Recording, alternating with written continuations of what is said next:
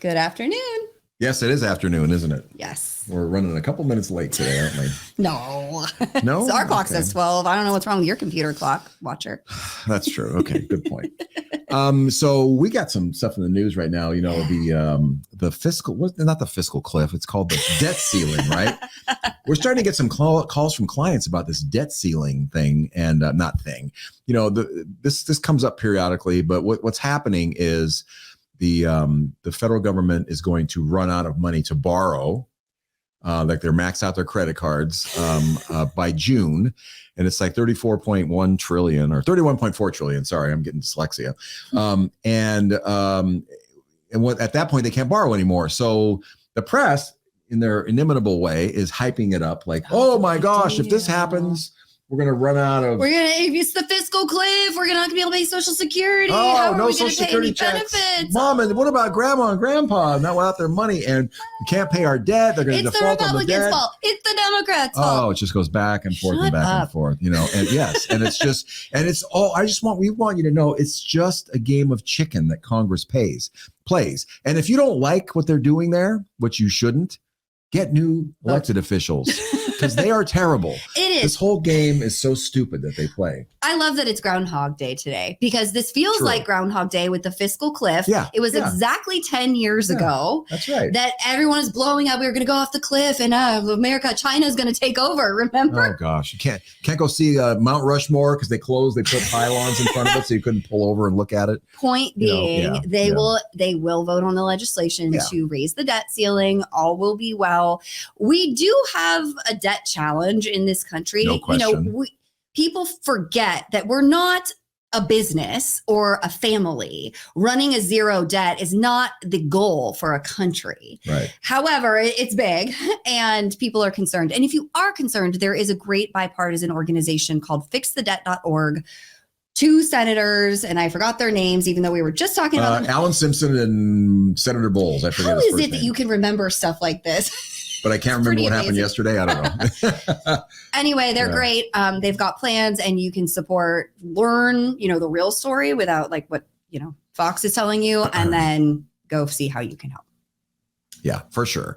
But the point is, don't fall for the hype that is going on. It's going to be hyped up more and more in the next few months around this debt ceiling because it's going to be resolved. It may be resolved at 11:59 p.m. the last night, and the markets may, have hiccups. I'm not saying that they won't, because if it gets real scary, people will sell. People that are unsophisticated will sell and, get out of the market. But it's going to pass. And if you take an action on that, you will regret it because it's not going to be permanent. It's going to be transitory. And a year from now, we won't even, what are we talking about? No one will remember. That's right. We couldn't remember what year the fiscal cliff was. We had to go look it up to see what year it was. And it was a horrible thing at the time. Oh, yeah. Not for us, but for, in the media. Okay. All right. So welcome to A Place of Possibility. I am Richard Del Monte. And I'm Angela Wright. And we are happy to have you here today with us. And so what are we talking about today? So exciting. Oh, yeah. We are talking about the Secure 2.0 Act, or Secure Act 2.0, I think it's called. It was enacted at the very last minute of 2022. There are a ton of provisions in here regarding retirement accounts, and they impact your regular Joe. Everyone who's listening today is probably impacted by this. Right. So we're gonna give you the highlights, the things that we think that you need to know about. This act is huge. There is so much that we're not going to discuss because it would be a 5-hour episode and you never tune in again. Right. You'd be bored to tears. Right. We are going to list them off for you though. So Rich, why don't you start with the first provision? Okay. And forgive us if you're watching the video, we have to look down because you won't believe the arcane stuff in this law. We're going to give you some of it. You're going to be like, what were they thinking? Yeah. So, okay. So we're going to start the kickoff. We're going to kick this off with changes that affect required minimum distributions in retirement accounts. These are also known as RMDs. And for decades, you probably know that you had to, when you turned 70 and a half years old, you had to start taking money out of your retirement account, right? And so that in the Secure Act 1.0, which we didn't know it was 1.0 at the time, and the original Secure Act, they moved it to 72, which we thought, yeah, that's great, a year and a half more. But that quickly was replaced with Secure Act 2.0, which now makes it the minimum age you have to take retirement distributions as age 73. for people that are turning 73 this year. And if you go in 10 years from now, in 2033, it will go all the way up to 75. Woohoo! So I'll be 73. She'll be 75. That's the way I'm that's gonna make it to 75. I don't know. Oh yeah, you'll make it. Yeah. Yeah, you're feisty enough. You'll make it. So that's a really good thing. And the reason they did this is because, you know, it reflects longer life expectancies that we have, right? In general. Yes. I mean, I always laugh at, you know, any of you been around for a long time, you watch Andy Griffith, you know, Aunt B in that show, old with Opie and all that stuff. Aunt B was 55 years old. She had gray hair, Nana shoes and everything, you know, and she's like, you know, a 55-year-old now. I mean, you're almost that old, aren't you? Excuse you. I was just going to say, I think what the youngest Golden Girl was the age that I am now, which is like, really? And honestly, I didn't know that. The Golden Girls sounds pretty good to me. I'll take my 3 best friends and we'll live together and it will be fantastic. A lot less hassle, right? Yes. Yeah, okay, what were we talking about? RMDs? RMDs, yeah. Back to the point. Back to you. So, okay, additionally with RMDs, they are eliminating the requirement to take an RMD from a Roth 401k account. Right? So previously, no regular Roth IRAs had RMDs. That's already normal. But if you had a Roth portion of your 401k or any company-sponsored retirement plan, and it was still there, you had to take RMDs on that sucker. Now, the workaround is just roll it out into a Roth IRA and not worry about it anymore. Right. But this eliminates any of that hassle. So now, the only time you would have to take an RMD on a Roth IRA is if you inherited it. Right. Right. And if you're in a 401k, you only have to take RMDs on your pre-tax money. Yes. But if you still work there, you don't have to, unless you're a highly compensated person. Yeah. Asterisks. Yeah. Abound. This podcast is going to be full of asterisks. I can just tell you right now. Yeah. Right.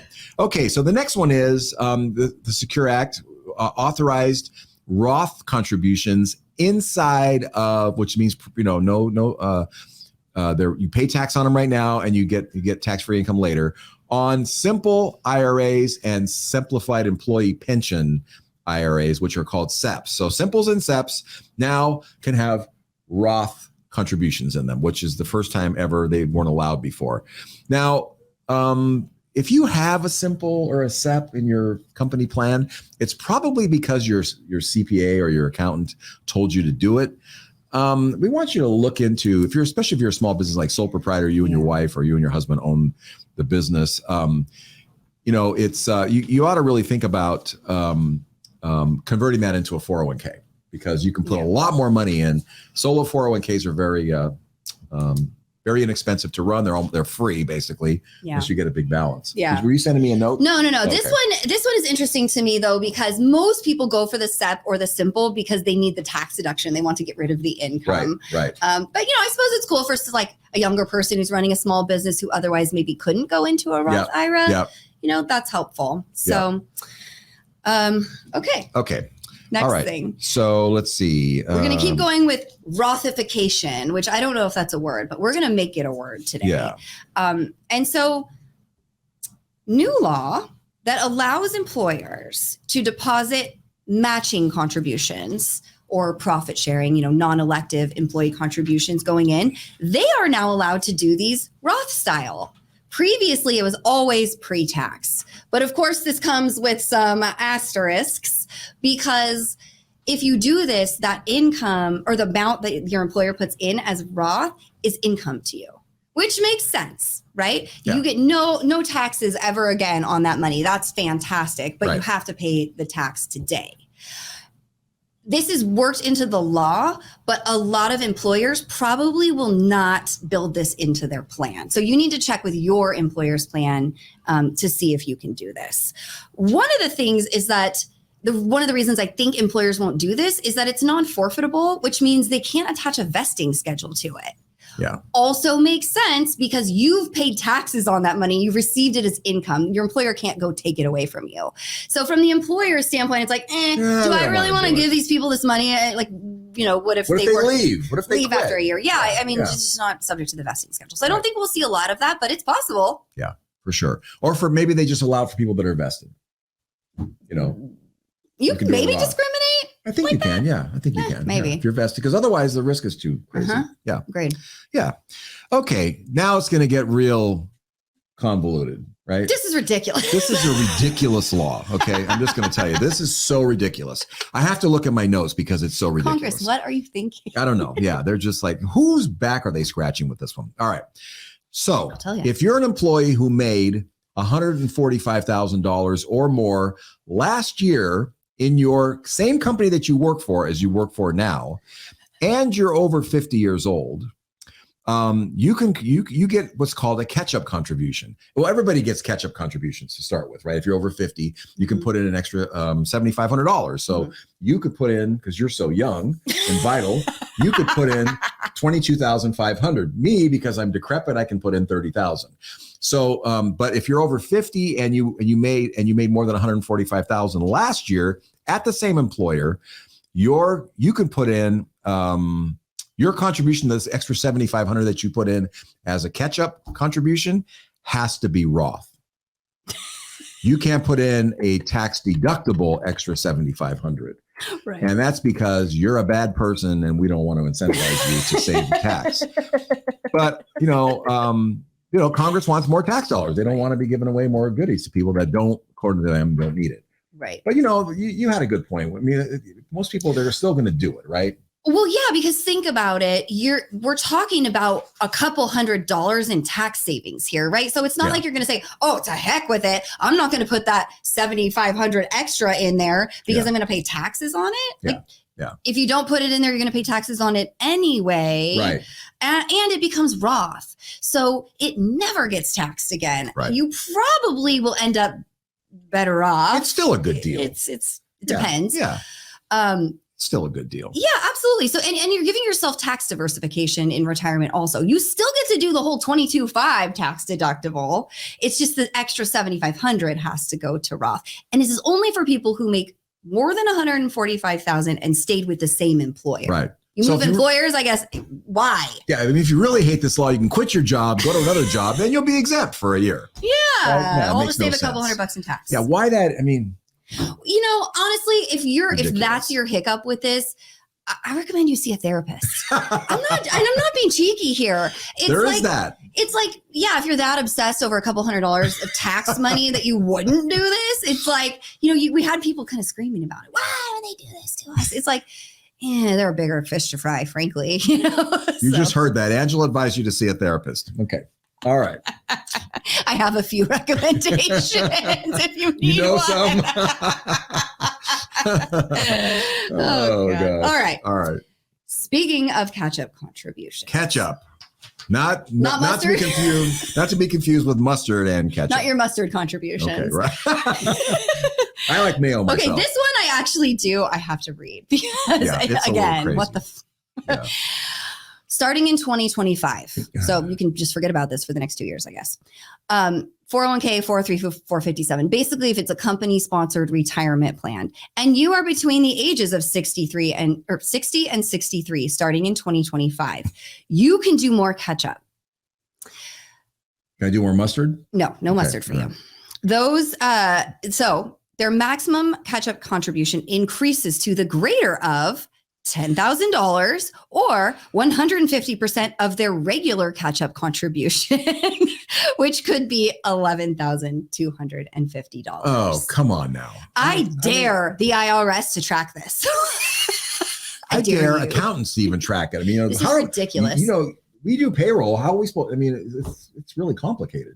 It's super to track that inside of our QuickBooks or whatever we use. Yeah, and then I think you're coming to the end of the year to determine these amounts. Because it's based, a lot of this is based on your income, and we threw in the plan throughout the course of the year. And this one is especially in 2 years, these people who are within this 3-year time frame can put in an extra 2,500 maybe. Right. And don't forget, if you made more than 145,000 last year, that extra money you put in is only going to be Roth. You can't deduct it. I mean, right. Where is the sensibility? What did you say they should have called this act? Oh, the CPA's Full Employment Act, because they always talk about tax simplification, and it's always tax, Complication. Yes. Way more complicated. Yeah. This is like the CPA lobby just went to Congress and said, make it as hard as possible. Let's create the craziest Meanwhile, there are no you could ever CPAs. imagine. So nobody. Now, this is a good, I'm telling you right now, if you do your taxes on TurboTax, stuff like that, these are the rules that you're not going to be able to figure out. Right. You're going to have a real problem with Yep. these. And some of the other ones too, we're going to talk about. Yeah. Let's keep going down the list because now we're having a vent session. All right. Now it's going to get really, you're not going to believe these. Okay.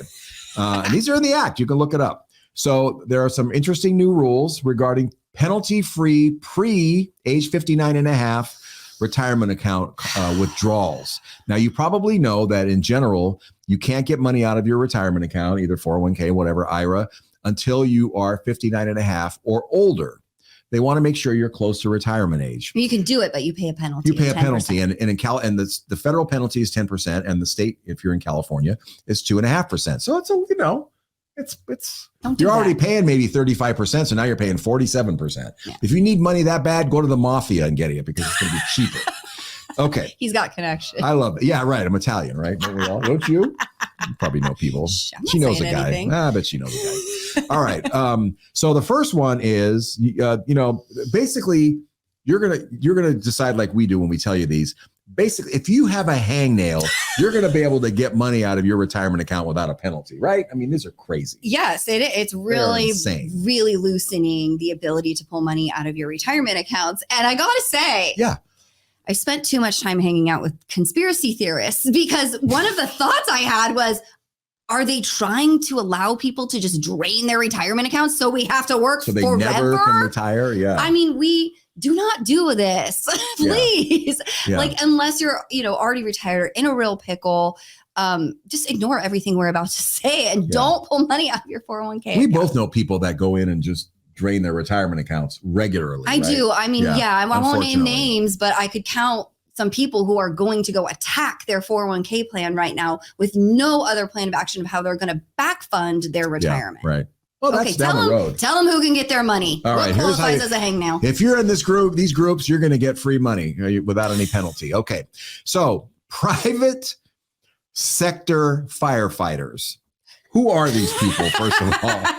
Who is a private sector firefighter? Can you drop a comment if you're a private sector firefighter? Like, who are you and what do you do? Who are you? You don't work for the government. No, we know. We do know, yeah. So basically, you remember when Montecito had their fires, and when these really rich, affluent enclaves have fires, the wildfires and stuff, they can afford to bring in private companies who will fight the fires for them because the real fire departments are too busy fighting the general fire. Yeah. So they come in and take care of their house. So if you happen to work for a private sector firefighting company, you can access your retirement account if you separate from service in the year you turn age 50 or later. Yeah. So that gets you 9.5 more years of early withdrawals that you can take, which is huge. Yeah. And we're laughing about this, but this makes sense to me because public sector firefighters often are retiring at 50 with a full pension. Right. Why not equalize? Why not equalize that for private sector? I guess, firefighters. Right. But how big is that sector?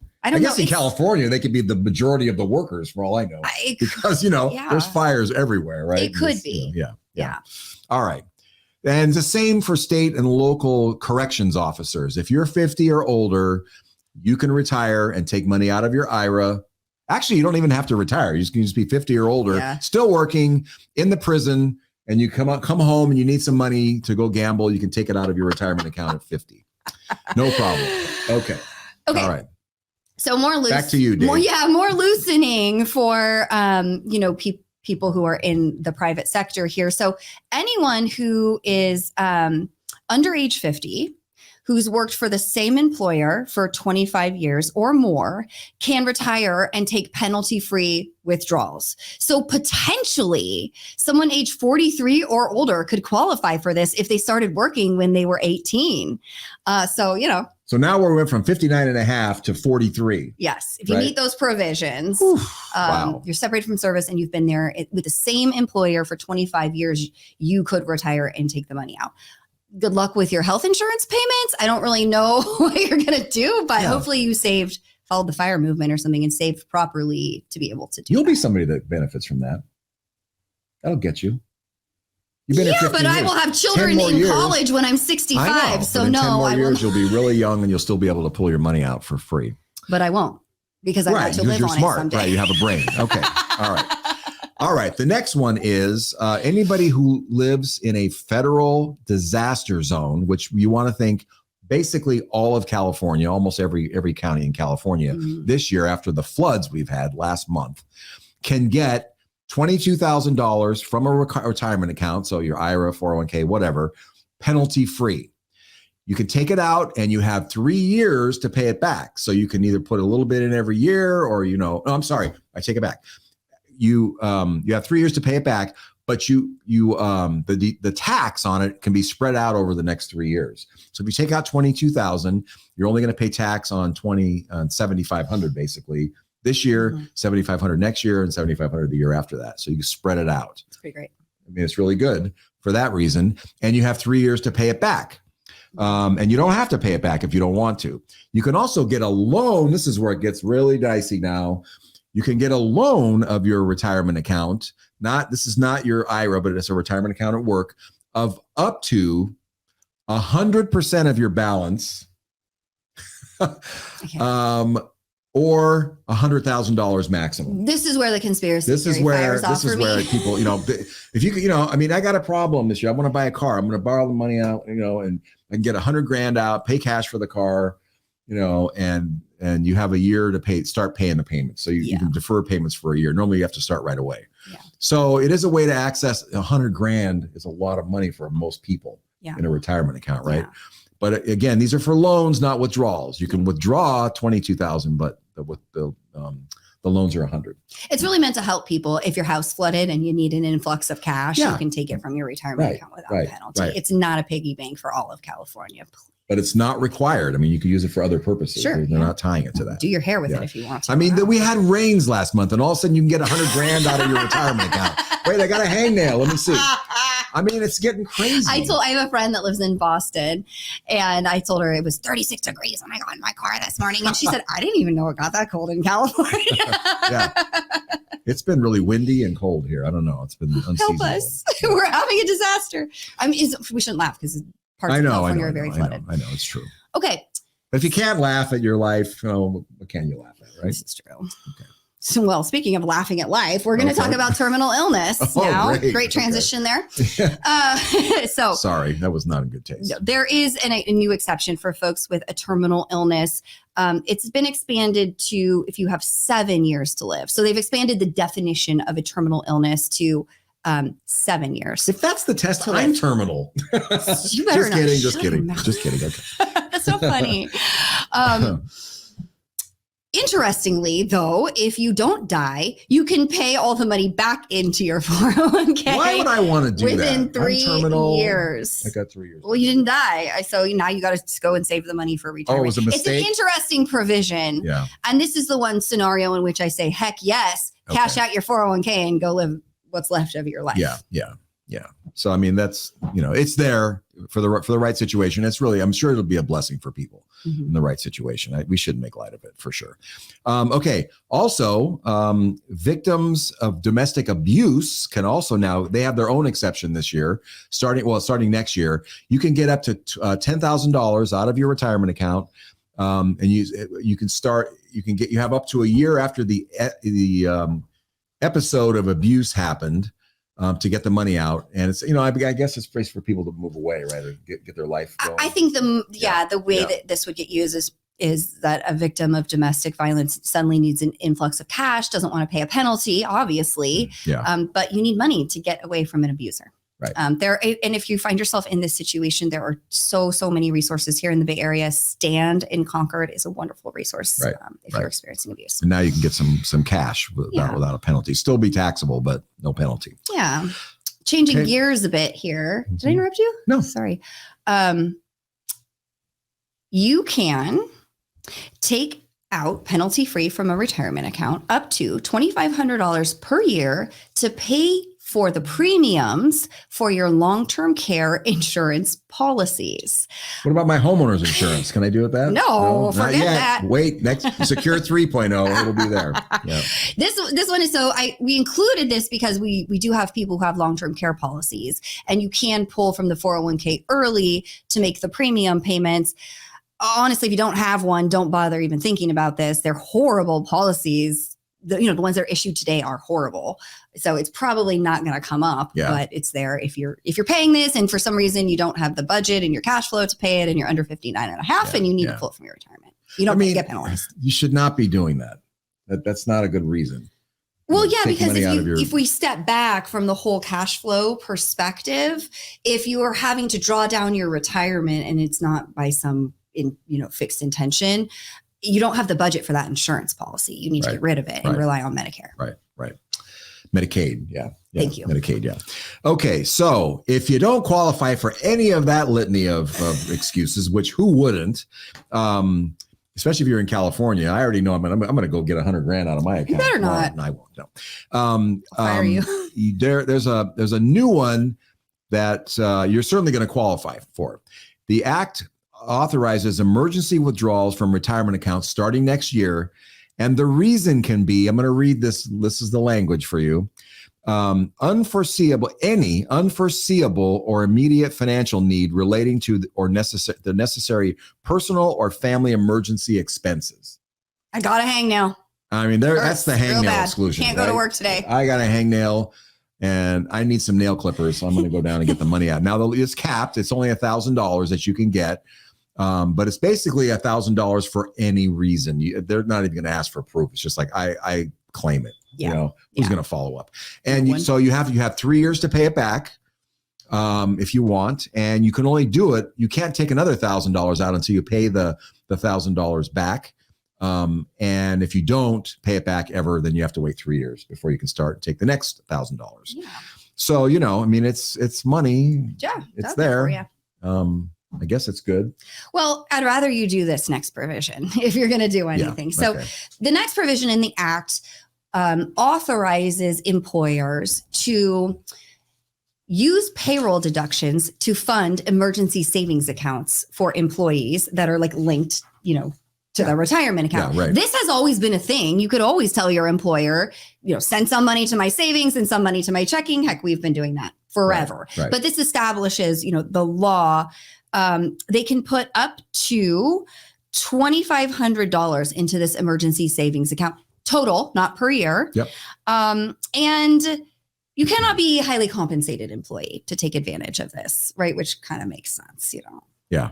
This is really to encourage lower paid employees to get some kind of an emergency savings so that they don't have to go pull from their 401k. So it's like a little help with some forced payroll deductions. You just tell your employer, hey, I want to use this provision, throw it into the emergency savings account that's linked. Yeah. It's going to be curious. I don't know if they're requiring him to do it or allowing it. That's a difference, right?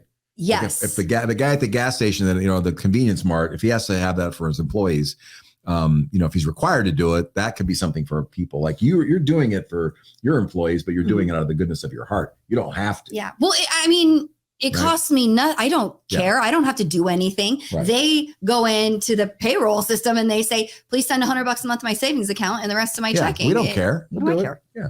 Right. So, but we're not, it's to an outside savings account. We're not on the hook for that. There's no ERISA responsibility. There could be other things that come up around that. Right.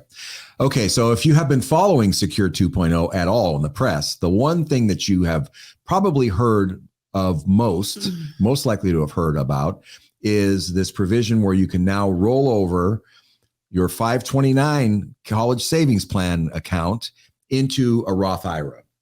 And so that gets a lot of press. Well, there's a lot of asterisks in here. We want to make sure you understand. It can be something that can be really valuable, but as Angela will show you, there's other ways to handle that excess money. So what happens here is people have saved money for their kids for college. The kids went to college and they still have money left over that they don't know what to do with, right? Yeah. And so this is the way to get it out of there in a way that's tax-free. Because otherwise, if you take the money out and spend it not for college, you have to pay tax on the withdrawals plus 12.5% penalty. But if you spend it on college, there's no tax and no penalty. So that's the downside. Yeah. This money sitting there, it's kind of like captured in a place that they can't use. So the law now, Secure 2.0, allows you to roll over up to the maximum IRA annual contribution amount from your 529 into a Roth. So if you're under 50, it's $6,500. If you're over 50, it's $7,500 per year. Now that has to be combined with any direct contributions you make to your Roth. So if you're putting in $3,000, that means that you could put in $3,500 into as a rollover. Or if you're putting in zero in your Roth, you could do the whole $6,500 or $7,500.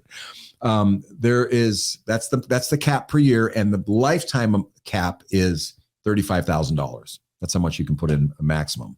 So it wouldn't eliminate the whole account, probably, unless it's, we have some people that have accounts with $100,000 in them, right? And yeah. Well, okay. So here's the deal. This is probably the thing that most parents fear when their kids are young and they're starting to set up savings is like, well, what if they don't use it? Yeah. So, if you have 10 grand left, or let's make it easier, 5 grand left in your account, roll it out to a Roth and call it a day. Big deal, right? But we recently were talking to a client who's 35, just got married and wants to have children. They had 50,000 left in their 529. So even with this rule, they still could not get all of that money out without a penalty. But they said, we want to have kids, and their income is very limited right now, which limits the amount that they can save for their future children. And so we thought, okay, what if we put this 50,000 in an aggressive growth fund today? How much money would you have when your kids turn 18? She could send the kid to Stanford with no out of pocket. Right. And so, in that situation, part of their overall life financial plan includes kind of creating like a legacy 529 account for future generations to use. Right. And some people don't know that you can change the beneficiaries on the account. Mm-hmm. So you can transfer it between generations up and down and sideways. So it can go to cousins, brothers and sisters, aunts, uncles, parents, grandparents. So the wheels start turning. And what was your idea? Tell them. Well, the one, this is for, because the limit is 35,000, right, per lifetime that you can roll over to a Roth. What if you change the beneficiary from one person after 5 years to another one? Mm-hmm. Could you give them 35,000? Yeah. Well, the caveat, which I didn't tell you about this rollover, is you cannot do any kind of rollover to a Roth unless the money's been there in the 529 for 15 years. Mm-hmm. But it's not clear yet whether it has to be in 15 years in that beneficiary's name or just 15 years in the 529. Yeah. So that's going to have to be, worked out with the Treasury Department. And so if it's just 15 years in the account and you could just keep changing beneficiaries, you could spray that money to all kinds of people. Oh yeah. Here's your Christmas present. Boom. Yep. We'll give you that rollover. So, it could be, it's a solution to, this problem, but it's not, probably not a complete solution. They never are. Nothing is, right. Yeah. All right. So we can all agree that tax laws are complicated. And no, why would you say that? It's tax simplification. Don't worry. Congress has your back. Yeah, they love you. Of course. So there's some new rules around retirement account mistakes. If you forget to take an RMD, for example, the previous penalty was 50% of the amount you were supposed to take each year in penalty. So your account gets drained real fast if that happens. So they have now reduced that penalty down to just 10%, so long as you correct it during the correction window. Oh, I got to hear what's the correction window? Well, Angela? I have to read it to you because I'm not even sure that I am clear on what the correction window is. I looked at it and I don't know either. Basically, the correction window ends when a notice of deficiency is mailed to you by the IRS, or when the tax is assessed by them, or the last day of the second tax year after the tax is imposed. Godspeed to you. Okay, we'll see you next time. Yeah. Point being, you might have options if you forget to take an RMD. You might not get hit with that 50% penalty, and absolutely you need a qualified CPA to help you unravel this and work it out. And I would say if you're trying to do any of these things, please discuss with your CPA or tax preparer before you do anything. Right. Don't try this at home by yourself. Yeah. Right. Yeah. Right.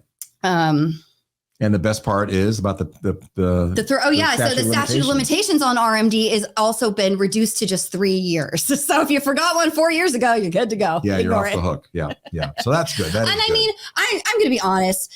I don't encourage anybody to take advantage of this, but I dare the IRS to track this. This is so hard to track, right? Because the IRS doesn't know that you have this IRA over there with money in it if you didn't take anything out, because no 1099 got sent to the IRS. So until you start taking money out of IRAs, they don't even know they exist. Like there's not a list of every IRA out there that the IRS has. Except that's what the 90,000 new IRS agents are going to do. Probably. They're going to try to find you. Good luck. They're going to be circling your house and driving around. I didn't say that though. Do we have any questions come through? No questions today. Okay. Yeah, everyone's like, shut up. We don't want to hear any more about Tell us something taxes. Interesting. Yeah. No, but it is a good primer. I mean, hopefully you got something valuable out of it. It does impact pretty much everybody, but there's a lot of misinformation and things that you don't know about. Hopefully you're more educated now. There's a lot more in the act. There's especially some new provisions around annuities. If you've been struggling there, go read that or ask us about it and we'll interpret it. We'll help for you with it. Yeah, we'll tell you what it says. Yeah. All right. Well, so if you have any questions or topic ideas, suggestions, please feel free to send them to us at info@aplaceofpossibility.com. If you'd like to book a consultation to talk about your own finances with us, you can do that using our calendar links posted in the show notes. And on our website. Everywhere you can find us. We're easy to find. We're offering a copy of the Investment Answer book to you if you'd like one, a free copy. It's a super easy read about science-based investing, and it's how we do it. And if you want to learn more about how that sausage is made, it's super easy, easy read. Really good. Please like and subscribe if you're enjoying the show. If you're not, click away and don't come back. See ya. Hit the road. You don't have to say anything if you don't like us. Take us home, Rich. All right. Well, thank you very much for watching and listening today. We appreciate your readership, listenership. And remember, until next time, you're invested and so are we. Take care. Have a great week.